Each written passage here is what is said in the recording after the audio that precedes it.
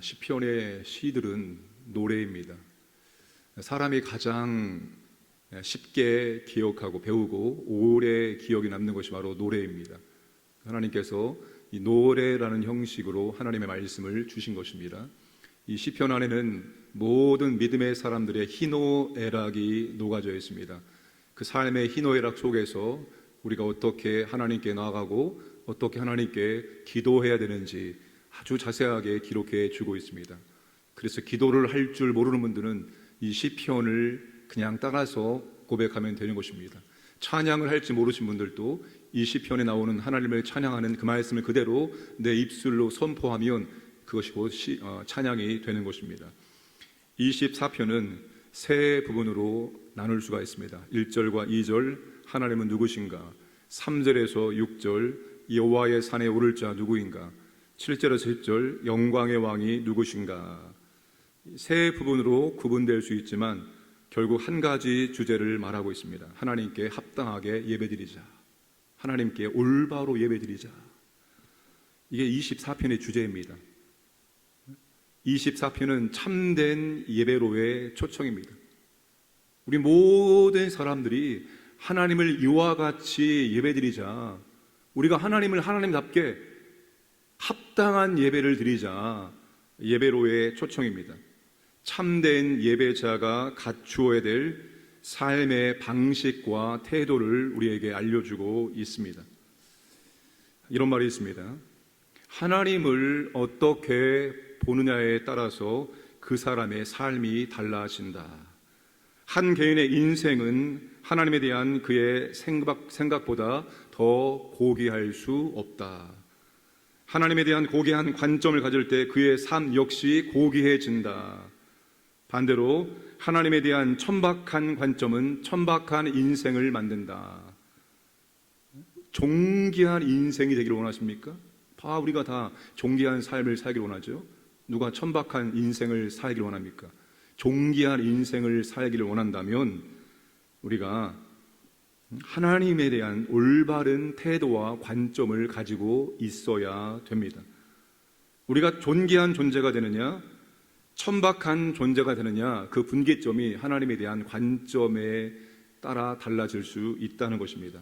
다르게 설명하면 하나님을 어떤 분으로 알고 어떻게 예배 드리고 있느냐에 따라서 존귀한 인생이 될 수 있고 천박한 인생이 될 수가 있다는 것입니다.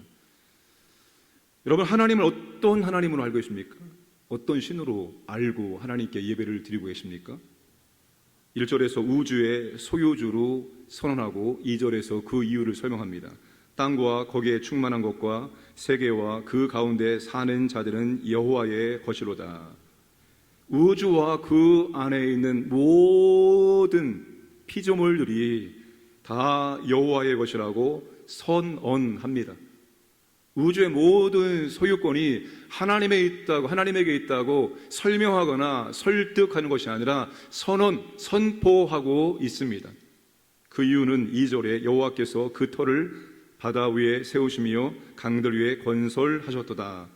바다와 강은 혼돈과 무질서를 상징합니다. 하나님께서 무질서와 혼돈을 정복하시고 질서 정연한 피조 세계를 창조하셨다는 것입니다. 하나님의 창조와 하나님의 권능을 말씀하고 있습니다. 하나님의 권능을 가지고 이 모든 우주 만물을 창조하셨기 때문에 이 우주와 그 안에 있는 모든 만물은 다 하나님의 것이다. 하나님의 소유권을 선포하고 있습니다. 하나님께서 인간을 비롯해서 모든 만물을 창조하셨다. 하나님 우주의 소유주이시다. 이거를 인정하지 않고서는 절대로 하나님께 예배와 찬양을 드릴 수 없습니다. 하나님에 대한 예배와 찬양의 시작은 하나님의 창조주, 그리고 하나님의 소유주, 하나님의 주권자임을 반드시 인정을 해야 되는 거예요. 이거 인정하지 않으면 누구도 하나님께 합당한 예배와 합당한 찬양을 올려드릴 수가 없습니다. 우리 예배와 우리의 찬양은 하나님께서 만물의 주권자이시고 하나님이 창조주이심을 인정할 때 비로소 우리의 마음에서부터 영혼에서부터 하나님을 예배하고 찬양할 수가 있는 거예요. 이걸 인정하지 않으면 절대로 합당한 예배와 찬양을 드릴 수 없어요. 물론 예배의 자리에 나와서 예배 드릴 수 있죠. 그러나 합당한, 하나님이 원하시는, 하나님이 기뻐하시는, 하나님 받기 원하는 그런 예배는 드릴 수 없다는 거예요. 하나님의 창조주 되심과 하나님의 소유주 되심, 하나님의 주권자이심을 인정할 때만이 합당한 그리고 참된 예배를 드릴 수가 있습니다. 이 두 가지 절대적인 선언은 두 가지를 결단하도록 촉구합니다. 그러면 당신은 어떻게 하시겠습니까? 하나님이라는 분이 창조주이시고 그분이 우주 만물의 소유주 되신다고 선언하는데, 그럼 당신은 어떻게 하시겠습니까? 불신자에게는 그러니까 당신은 하나님을 예배해야 됩니다라고 예배에 초청을 하고 있는 것입니다. 그리고 신자들에게는 그러니까 하나님께 합당한 예배를 드리라, 합당한 예배로의 결단을 우리에게 촉구하고 있는 것입니다. 어떤 예배가 참된 예배이며 합당한 예배인지를 설명해 주고 있습니다. 3절 보시면 여호와의 산에 오를 자가 누구이며 그의 거룩한 곳에 설 자가 누구인가? 여호와의 산은 시온산을 가리키고 거룩한 곳은 하나님이 임재하시는 성전을 의미합니다. 3절은 이렇게 바꿔주셨습니다. 누가 합당한 예배자인가? 누가 참된 예배자인가? 4절과 6절에서 설명합니다. 곧 손이 깨끗하며 마음이 청결하며 뜻을 허탄한 데 두지 아니하며 거짓 맹세를 하지 아니하는 자로다. 이 손이 깨끗하다는 말은 그의 외적인 행위가 아주 진실하고 정직하고 순결하다는 것을 의미합니다. 그리고 마음이 청결하다는 것은 마음이 깨끗하다는 거죠. 내적인 거룩성을 의미합니다. 손이 깨끗하고 마음이 청결하다는 것은 겉과 속이 진실되고 정직하고 순결하고 깨끗한 사람을 의미합니다. 그의 말과 행동이 일치된, 양심적으로 도덕적으로 일치된 그런 사람을 의미합니다. 뜻을 허탄한 데 두지 않는다는 것은 허탄한 데라는 말이 바로 우상을 말합니다. 우상. 하나님보다 더 사랑하고 충성을 바치는 어떠한 우상도 그의 삶 앞에 두지 않는다는 것입니다. 하나님보다 더 사랑하고 하나님보다 더 충성해서 나의 마음을 더 드리고 나의 물질을 더 드리고 나의 시간을 더 드리고 나의 정성을 더 드리는 그런 우상을 두지 않는다는 것입니다.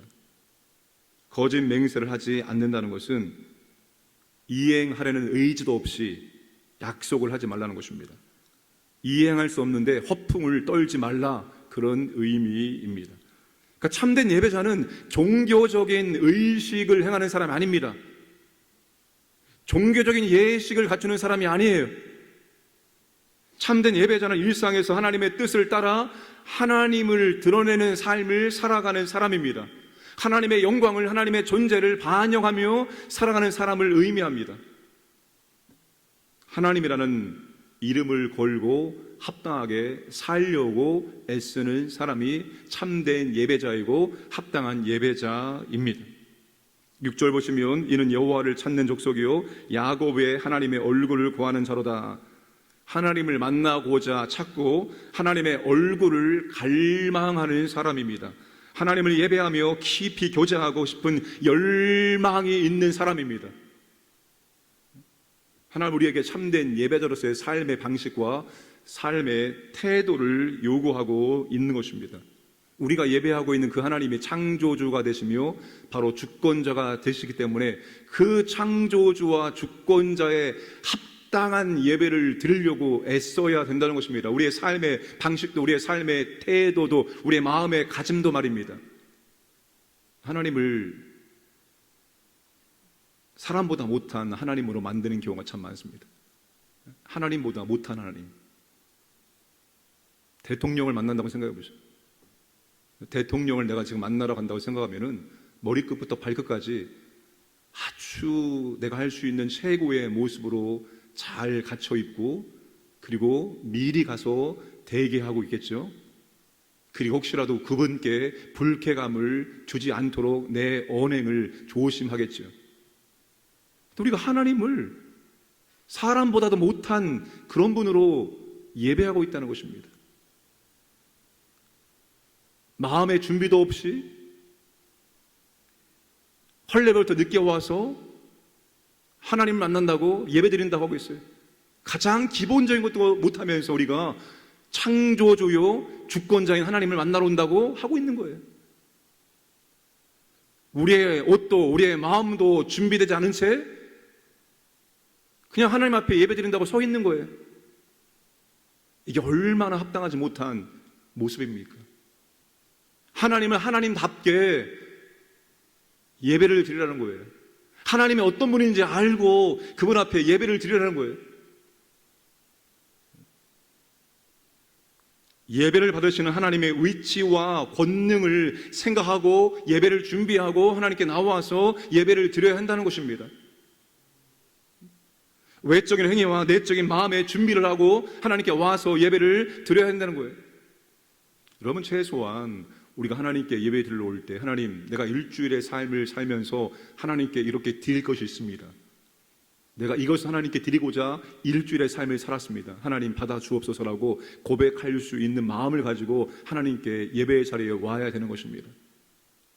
그렇지 않습니까? 일상에서 내가 하나님 앞에서 하나님을 생각하면서 하나님을 위해서 하나님의 영광을 드러내기 위해서 우리가 힘써 살았다면 결과물이 있지 않겠습니까? 그 결과물을 가지고 하나님, 내가 일주일의 삶 가운데 이렇게 살고자 애를 썼고 이와 같은 결과물이 있습니다. 이걸 받아 주옵소서라고 고백할 수 있는 마음을 가지고 하나님께 와서 예배를 드려야 한다는 것입니다. 그런 예배자가 있는 곳에 하나님께서 영광으로 임재하신다. 7절부터 10절까지 그 영광의 하나님께서 지금 들어오신다. 그 영광의 하나님께서 지금 예배 드리는 성전에 임재하신다. 그분을 맞아들여라 라고 말씀을 하고 있습니다. 하나님의 임재 없는 예배, 과연 나의 예배 가운데, 우리의 예배 가운데 그 영광의 하나님이 임재하고 있는가? 굉장히 중요한 것입니다. 하나님의 임재 없는 예배를 우리는 얼마든지 드릴 수 있기 때문입니다. 하나님이 임재하지 않는 곳이 있기 때문입니다. 하나님의 영광이 떠나는 곳이 있기 때문입니다. 하나님의 영광이 오늘 우리 예배 가운데 임하고 있느냐? 하나님이 임재하셨고 임재하신 아버지를 우리가 만나고 있느냐? 내가 경험하고 있느냐? 굉장히 중요한 것입니다. 그냥 내가 오늘 예배 드렸다, 마음의 위로와 마음의 평안을 갖는 것이 아니라 임재하신 아버지의 그 영광을 내 영혼이, 내 지정의가, 내 육체가 만난 증거가 있어야 되지 않겠습니까? 말씀 가운데 하나님을 만나는 증거가 있어야 되지 않겠습니까? 그 영광의 하나님께서 강하고 능하신 여호와이시고 전쟁에 능하신 여호와이시고 만군의 여호와이십니다. 그 분이 우리의 삶 가운데 임재하시면 되는 거예요. 그 권세와 능력의 하나님이 우리의 삶 가운데 임재하셔서 우리의 삶 가운데서 그 만군의 여호와께서 싸워주시면 되는 거예요. 우리의 힘과 우리의 능력으로 싸우는 것이 아니라 그 영광의 하나님, 능하고 강하신 하나님, 전쟁에 능하신 하나님께서 우리의 삶 속에서 임재하셔서 우리의 삶 가운데 앞서 인도하시고 우리를 싸워주시면 되는 것입니다. 그리고 우리는 그 하나님을 또 예배하는, 예배는 그겁니다. 우리의 삶 가운데 영광으로 능력으로 임재하신 아버지를 경험하고 그 하나님을 경험하니까 절로 예배 드릴 수밖에 없는 겁니다. 절로 하나님께 찬양을 드릴 수밖에 없는 겁니다. 절로 하나님께 경배를 드릴 수밖에 없는 겁니다. 그 하나님 만나지 못하니까 우리가 하나님께 합당한 예배와 경배와 찬양을 못 드리는 겁니다. 우리의 일상 가운데서 그 능하신 하나님, 전쟁에 능하신 하나님, 그 능력의 하나님을 만난다면 여러분, 찬양은 절로 나오는 거예요. 감사는 절로 나오는 것입니다. 일상에 하나님 만난 사람들은 절로 주 앞에 나와서 예배를 드릴 수밖에 없는 거예요. 왜 합당한 예배를 못 드리냐? 그 영광의 하나님, 그 능력의 하나님 만나지 못하니까 합당한 예배를 못 드리는 거예요. 합당한 예배는 그 능하신 하나님을 만나면 만날수록 우리의 영혼에서부터 우러나오는 것입니다.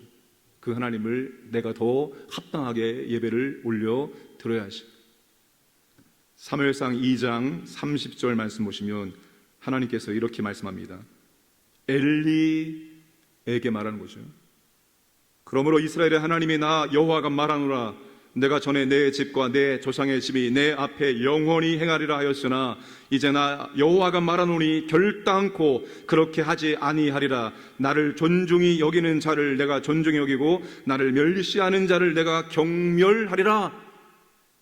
그래서 엘리 집안이 망한 것입니다.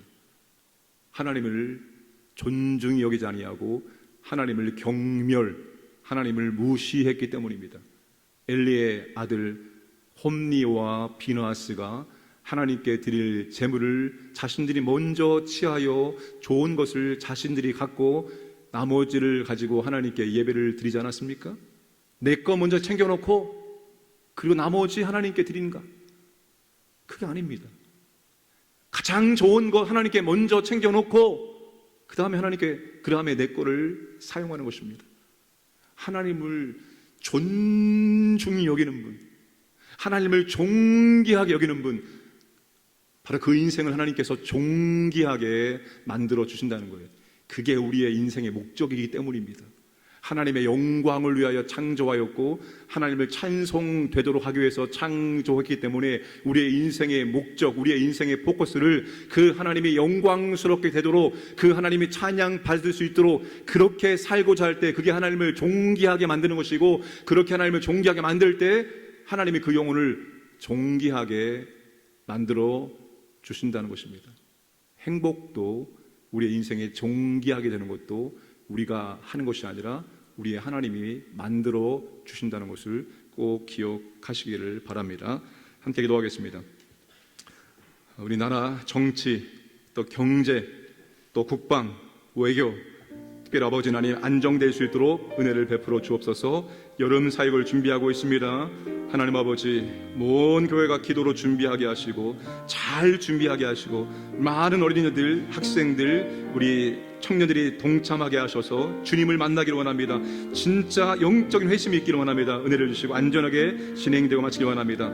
하나님은 하나님답게 우리가 예배드리기를 원합니다. 우리가 참된 예배자, 합당한 예배자로서 하나님께 예배드릴 수 있도록 은혜를 베풀어 주옵소서. 늘 우리의 예배 가운데 임재하셔서 그 영광의 하나님을, 그 능력의 하나님을 우리가 날마다 체험할 수 있도록 은혜를 베풀어 주옵소서. 기도하겠습니다. 아버지 하나님 감사합니다. 오늘도 우리에게 귀한 날 주시고 오늘도 아버지 하나님 첫 시간 저 앞에 나와서 말씀을 듣고 기도할 수 있도록 해주시면 감사합니다. 하나님 이 나라 보호하여 주시고 인도하여 주옵소서. 정치, 경제, 국방, 외교, 아버지 하나님 민감한 부분들을 붙잡아 주시고 인도해 주시고 안정될 수 있도록 하나님 도와주옵소서. 대통령과 위원장들에게 하나님의 지혜를 주셔서 이 나라를 잘 안정되게 이끌어갈 수 있도록 도와주옵소서. 여름 사역을 준비합니다. 온 성도들이 하나님 기도하기를 원합니다. 하나님의 은혜를 간절히 구할 때 그 하나님의 은혜와 능력이 임하기를 원합니다. 아버지 하나님 잘 준비하게 하시고 우리 어린 심령들, 우리 학생들, 어린이들, 청년들 하나님 아버지 많이 참여하게 하시고 하나님 주님을 만나기를 원합니다. 말씀을 체험하기를 원합니다. 성령을 체험하기를 원합니다.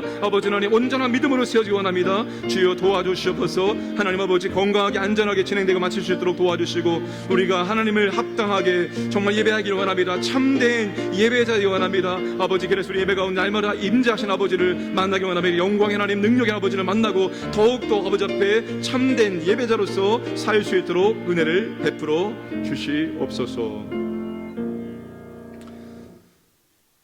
온 우주를 창조하시고 온 우주의 소유자 되시는 하나님 아버지, 우리가 그 창조주 하나님 또한 주권자 하나님을 예배하고 있습니다. 그 하나님의 존재와 성품에 합당한 예배를 드릴 수 있도록 은혜를 베풀어 주옵소서. 진실로 아버지를 존귀하게 여길 수 있도록 도와주옵소서. 우리의 삶이 하나님의 영광을 드러내고 하나님의 찬송되도록 살아가기를 원합니다. 더욱더 하나님을 높여드리며 찬양하는 삶을 살기를 원합니다. 아버지 하나님, 그럴 때 우리의 삶 가운데 임재하셔서 영광의 하나님, 그 능력의 하나님을 체험할 수 있도록 역사하셔서 더욱 하나님께 찬양과 또한 경배와 예배를 드릴 수 있도록 은혜를 베풀어 주시옵소서. 하나님 아버지, 우리가 하나님의 이름에, 하나님의 존재에 걸맞는 삶을 살아갈 수 있도록 은혜를 베풀어 주셔서 하나님을 존귀하게 여길 때 우리의 인생을 존귀하게 세워주는 그 하나님의 은혜를 체험할 수 있도록 역사하여 주옵소서. 오늘도 우리 광인의 모든 가족들 하나님께서 보호하시고 하나님 인도하여 이루시고 일상에서 하나님을 체험하고 하나님께 감사와 찬송을 영광을 볼 수 있도록 은혜를 베풀어 주시옵소서. 감사드리며 예수님의 이름으로 기도하옵나이다. 아멘.